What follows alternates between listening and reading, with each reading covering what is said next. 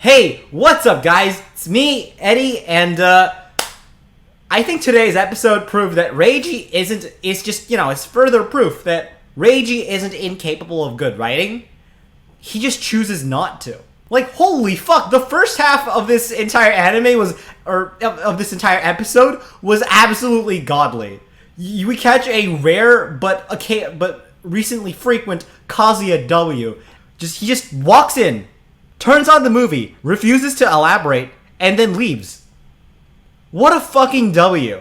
And even though Granny Sayuri only manages to catch the first 10 minutes of the movie, she managed to see her granddaughter on the silver screen. That final scene with Granny Sayuri and Mizuhara hugging was genuinely devastatingly beautiful. Sayuri was comforting her granddaughter with the last of her strength and telling her that it was okay. The constant flashbacks were a little grating, but especially since we've seen most of these flashbacks before, and it was kind of annoying. But otherwise, the flashbacks the flashbacks that legitimately did cover new ground were honestly pretty interesting. And I gotta say, it really did add to the story and to all the emotions and the tragedy that was going on at the time.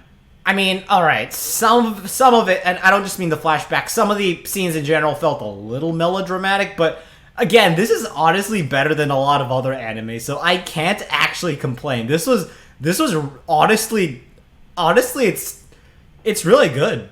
Seriously though, I honestly really expected Mizuhara to tell Granny Sayuri that she and Kazuya weren't actually dating each other, and that Granny Sayuri would hit her with the "I already knew, it's okay" card, but I guess not. I honestly would have preferred it if it had went that way, but first off, I feel like there really wasn't any room for Granny Sayuri to tell Mizuhara about that, and honestly, what we already got was so devastatingly beautiful. I'm not gonna complain. Seeing Chizuru cry like that was heartbreaking, and seeing Granny Sayuri and Mizuhara say that they loved each other one last time it's just chef's kiss. It's honestly really good. And then it jumps to Minnie crying about her ferret. While losing a pet is devastating, yes, maybe not the best time to bring it up. Kazuya's grandma and Kazuya visiting Sayuri's funeral was pretty well done, too. And Kazuya's grandma commenting on how she didn't want to spend too much time at the funeral since they'd be meeting each other soon anyways is kind of dark.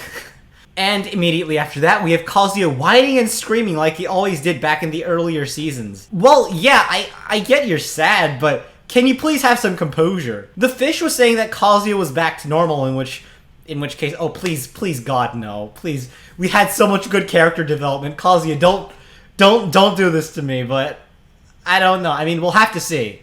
I'm not really sure what he booked with Mizuhara at the end, but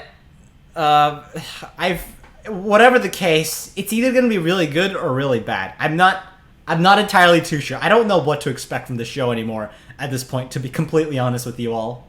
Whatever happens next episode is either going to be a last hurrah before we descend back into, rent-a-girlfriend shenanigans, because, let's be honest here, we all know where this show's eventually going to end up, or the booking is going to be a sign of things to come.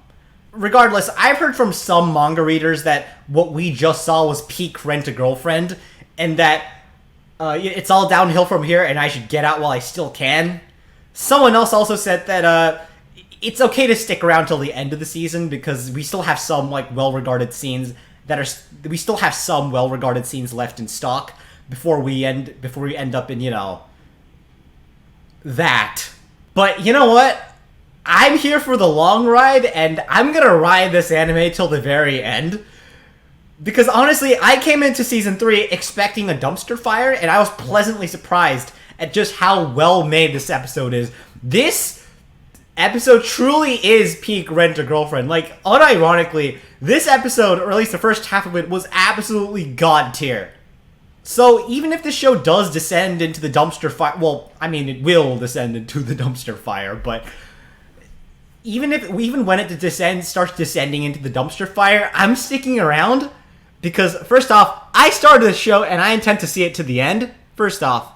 And second off, this is what I came for. I came for the dumpster fire. I came for trash, and I will get exactly what I want. So, yeah, that's all there is to it. The absolutely godly episode. This truly is peak Rent-A-Girlfriend.